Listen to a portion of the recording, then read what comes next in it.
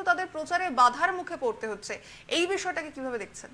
দেখুন, আমি মেদিনীপুরে আমি নিজে অগ্নিদির সাথে কাজ করছি, আমি ওনার ক্যাম্পেনের মধ্যে আছি, আমি ক্যাম্পেনের অন্যতম সদস্যা।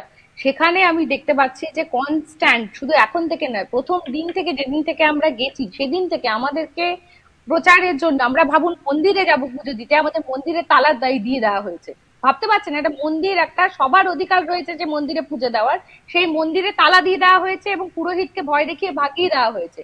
শুধু সেটা নয়, কোতোয়ালি থানায় কিছুদিন আগে আমরা একটা এফআইআর লেখাতে গেছিলাম, যেখানে আমাদের মহামান্য খুব একজন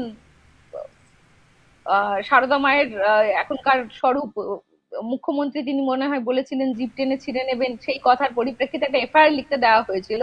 এফআইআর লিখতে যাওয়ার জন্য আমাদের সারা দিন রাত রাস্তায় বসে থাকতে হলো, একজন এমএলএ এর এফআইআর নেওয়া হলো না, উল্টা আমাদের নামে এফআইআর লিখে দেওয়া হলো।